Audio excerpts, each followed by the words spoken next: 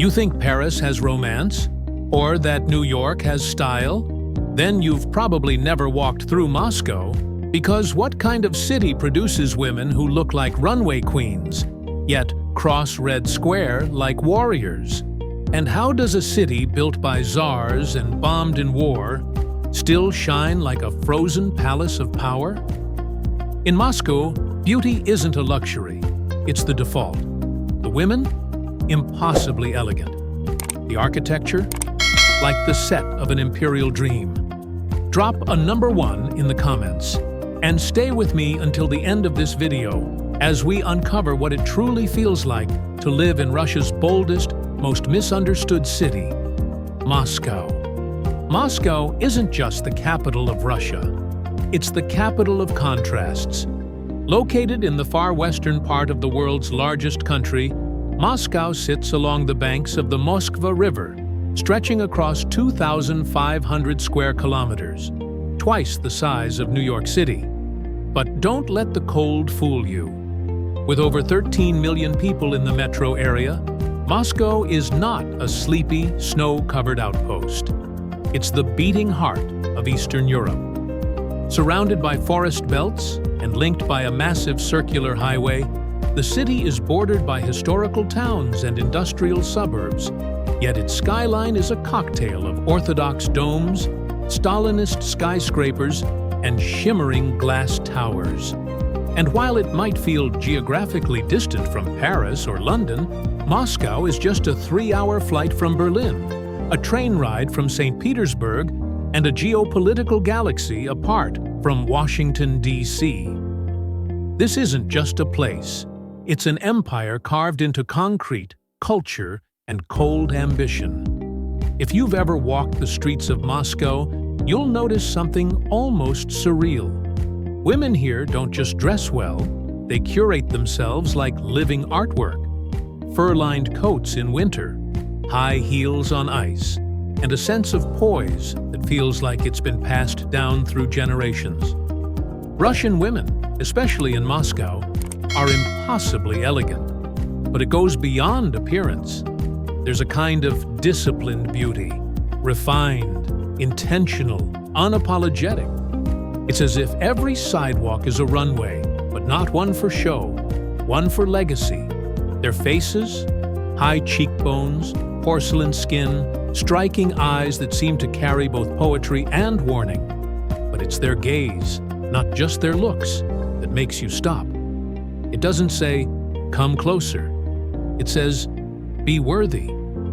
But who are they beneath the surface? In a society that often idolizes tradition, Moscow's women walk a razor-thin line between old-world values and modern ambition. They're soft-spoken, but not submissive. They're family-oriented, but fiercely independent. They're educated, massively so. In fact, Russia has one of the highest ratios of women in higher education in the world, and nowhere is this more obvious than in its capital. You'll find them in courtrooms, laboratories, lecture halls, and just as often in ballet schools and fashion startups. This isn't just diversity, it's duality. They carry elegance like armor and vulnerability like strategy. How do they compare to women in other cultures? Let's be honest. Western women often prioritize expression and individuality. Latin American women? Passion and sensuality. But Russian women? They master presentation and presence, a silent power. They don't chase attention, they command it. And while American culture might encourage casual relationships, Moscow leans into depth. Dating here is a game of intent, not just attraction. It's not about chemistry, it's about compatibility. And for many women here, standards aren't just high, they're part of the identity. Take Natalia Vodianova, for example. Once a street vendor in Nizhny Novgorod, she became an international supermodel and philanthropist. But her grace, intelligence, and focus, that's pure Russian spirit. So if you think beauty is just about curves or filters, maybe you haven't met a woman from Moscow. But the beauty of Moscow doesn't stop with its people. It rises, boldly, from the ground up.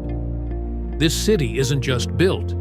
It's staged, it's choreographed, it's curated to leave an impression. Walk a few blocks in any direction, and you'll see what I mean. Moscow's skyline is a paradox in steel and stone. On one side, you have the fairy tale fantasy of St. Basil's Cathedral, its iconic onion domes exploding with color, like a box of jewels. On the other side, the brooding vertical muscles of Stalinist skyscrapers, what locals call the Seven Sisters. These aren't just buildings, they're statements. Everything in Moscow is oversized, not in volume, but in intent. The metro system, for example, is a living museum. While New York's subways give you grime and graffiti, Moscow's metro gives you marble columns, gold chandeliers, stained glass mosaics. It's underground, but it feels like a palace. Because here, commuting isn't just practical, it's patriotic. Even the residential blocks, those gray Soviet apartment buildings, have a quiet defiance to them. They might not charm you, but they ground you. They tell you that Moscow was once built for endurance, not luxury. And yet, somehow, in the midst of all that concrete, Moscow makes room for elegance. Streets like Arbat and Tverskaya glow with warm lights and ornate facades. Old churches whisper beside modern cafes. Sculptures of poets and revolutionaries peek out between boutiques and flower carts. It's a city constantly negotiating between grandeur and grit. And then, just when you think it's all cold marble and history, Moscow surprises you with nature. In spring and summer, Gorky Park becomes a living festival of jazz bands, cyclists, open-air cinemas, and sunbathers. The massive VDNKA Park mixes fountains, pavilions, and even a rocket from the Soviet space program. There's forests at the edge, lakes inside, and hidden gardens in between. And in winter, the snow doesn't fall on Moscow. It completes it. There's something cinematic about a city wrapped in white, lit by golden domes and dimmed lanterns. It doesn't just look like a postcard, it looks like a frozen empire of ambition. So, what's it actually like to live in Moscow? Not visit, not pass through, but live, breathe, and build a life in Russia's untamed metropolis? Let's talk money first. Moscow might be one of the most expensive cities in Eastern Europe, but it's still affordable compared to New York, London, or Tokyo. A one-bedroom apartment in the city center costs between $800 to $1,200 per month. Move a bit farther out, and you can slash that to $400 to $700. Groceries? A basket full of basics, bread, eggs, milk, chicken, will set you back about $25. Dining out? A decent meal with drinks costs less than $15 at most mid-range restaurants. The average monthly salary in Moscow is around $1,000 to $1,300, depending on your field.